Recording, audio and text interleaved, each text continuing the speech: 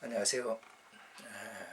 나이가 들수록 이제 생각하고 사고하는 그런 시간들이 줄어들죠. 단순해지게 되고 그렇습니다.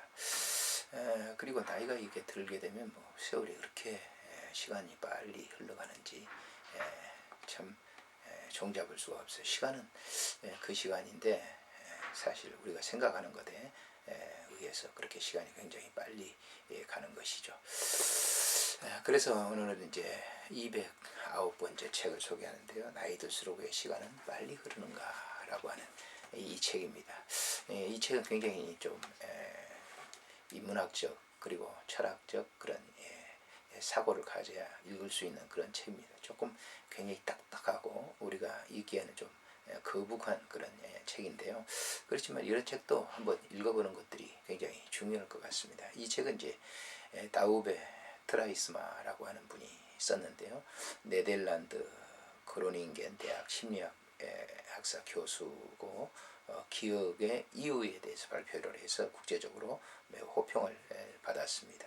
네덜란드 심리학과 협회에서는 주는 헤이만스상을 그가 수상을 했습니다.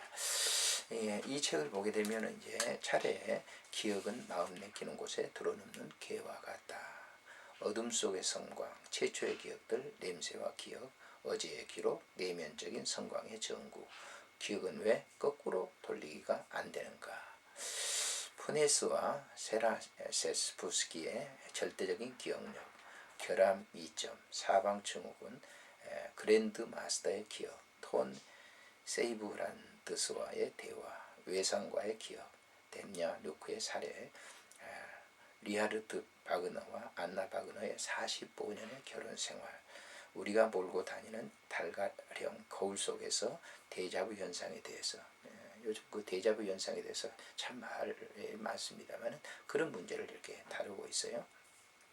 회상, 나이 들수록 왜 시간이 빨리 흐르는가. 망각, 내 눈앞으로 인생이 성광처럼 지나가는 것을 보았다. 기억 속에서 정물이 있는 초상화, 맨 뒤에 이제 자기의 감사의 얘기를 하고 있습니다.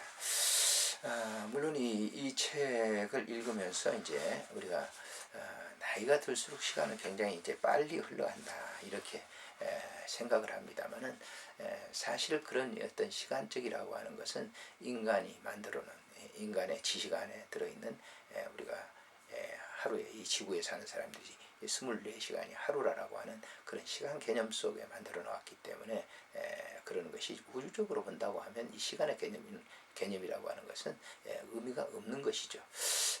우리 인간들이 정해놓은 그런 시간 속에서 우리들이 이제 살아가면서 우리가 이제 점진 어린아이 때부터 나이가 이렇게 들면서부터 그 시간적인 변화가 있는 것처럼 느끼지만은 사실은 그렇지 않다라고 하는 것이 우리의 이제 생각 속에서 우리의 과거에 이제 지나온 경험 속에서 우리들이 생각을 해보면서 생각하기 때문에 그런 그 관념으로 생각을 하게 된다는 것이죠.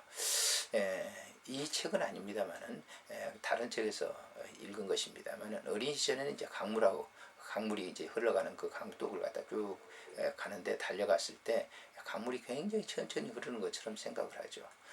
그러나 나이가 들수록 이제 뛰지 못하고 그러기 때문에 그 강물의 흐름 따라가면 강물이 훨씬 더 먼저 빨리 흘러가는 걸 개념과 같다라고 하는 그런 이제 얘기와도 이제 일치하는 것이고요. 이 저자도 그런 얘기를 합니다만은 우리가 이제 모래시계가 있지 않습니까? 처음에 이제 모래시계를 뒤집어 놨을 때 굉장히 모래 분량이 많은 것처럼 보이는데 점점 빠른 속도로 이제 양이 줄어들면서 빠른 속도로 이제 밑으로 떨어지는 것 그런 현상을 이제 얘기를 하는 것이죠. 그분이 이제 이렇게 나이 들수록 왜 시간이 빨리 흐르는가라고 하는 짧은 이 글을 써놨습니다만은 자전적 기억은 우리의 가장 친밀한 동반자다. 자전적 기억은 우리와 함께 성장을 한다. 우리가 5살일 때, 15살일 때, 60살일 때 자전적 기억의 행동은 각각 달라지는 것이다. 변화가 아주 점진적으로 이루어지기 때문에 우리는 거의 눈치채지 못하지만 자전적 기억이 던져올리는 의문들은 반드시 시간축에 맞아야 한다. 우리 인생에도 그렇고 이 책에도 그렇다. 최초의 기억과 노년의 건망증 사이, 기억의 형성과 부식 사이, 아직은 기억할 수 없는 상태와 더 이상 기억나지 않는 상태 사이에 우리 모두가 각기 마련인 의문들이 놓여 있다. 순전히 우리에게 기억이 있기 때문이다. 평생 동안 우리 동반자였던 것을 이제는 깜짝 놀란 눈으로 바라볼 수밖에 없다. 의문들의 해답을 찾는 방법은 자전적 기억에 대한 연구뿐이다. 자전적 기억 연구의 규모와 범위는 급속히 성장하고 있으며 연구에 대한 열정도 빠르게 커지고 있다. 그러나 이런 연구만 있는 것은 아니다. 많은 심리학자들에게 자신이 사용할 수 있는 도구에 대한 적합한 의문을 던져 처리하는 것은 제2의 천성이 되었다. 따라서 실험도 그런 방식으로 설계된다. 실험주의제와 관련된 심리적 신경학적 변화를 측정하는 방법과 설문지가 사용되며 최근에는 양전, 앙사, 단충 촬영 같은 기술이 사용되기도 한다. 그리고 이런 방법에 의해 연구 한계가 설정된다. 그 경계선 너머의 것에 대해서 우리는 굳이 손을 대지 않는 편을 택한다. 우리의 연구 타입에 맞지 않는 것이기 때문에.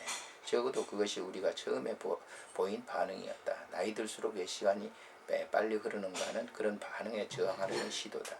기억과 관련된 우리의 경험은 대부분 실험적 연구를 인정하지 않는 시간의 척도를 따라 이루어진다.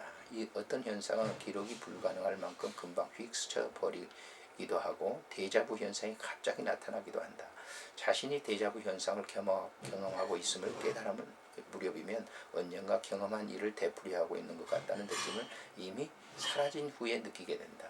반면 나이 먹을수록 시간이 빨리 흐른다는 느낌은 아주 오랜 기간에 걸쳐 생겨나는 현상이다. 하지만 어떤 사람들은 평생 동안 쫓아다니면서 실험을 하는 것은 불가능하다. 실험적 연구가 불가능한 상황에서 발생하는 현상도 있다. 갑자기 목숨이 위험한 상황에 처했던 사람들이 이야기를 들어보면 그 순간 자신의 일생의 눈앞을 스쳐간다고 한다. 실험실에서 그런 현상을 어떻게 실험할 수 있겠는가? 이런 현상에 대한 의문을 그 옆으로 제쳐놓든지 아니면 실험이라는 영역 밖에서 해답을 찾을 수밖에 없을 것이다. 이 문제와 관련해서 내가 내린 결정은 이 책의 제목 속에서 반영되어 있다. 직접적인 실험이 불가능하다 하더라도 적어도 해답의 일부나마 제공해주는 데이터를 모을 수 있다.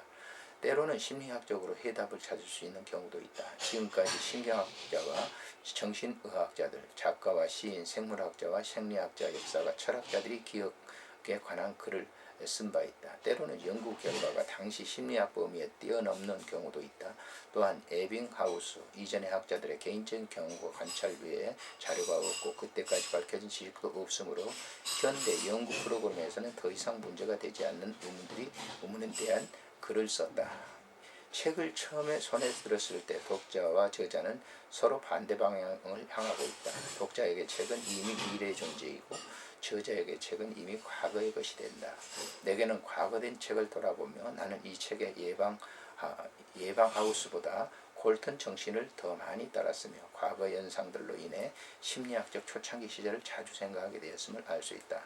이 책 자체가 회상 효과의 산 증거가 되는 것이다. 이렇게 얘기를 합니다. 아무튼 이 책은 이제 누구든지 그렇습니다만은 많이 생각을 해야 되는, 그리고 이 책은 이제 정신 분석학적으로 이렇게 썼고 또 다분히 이제 철학적인 그런 사고의 틀에서 썼기 때문에 좀 어렵습니다. 이해하기가 좀 어려운 책이지만은 한번 이런 책도 한번 우리 뇌에서 분석을 하면서 읽어보는 것도 굉장히 중요하리라 생각이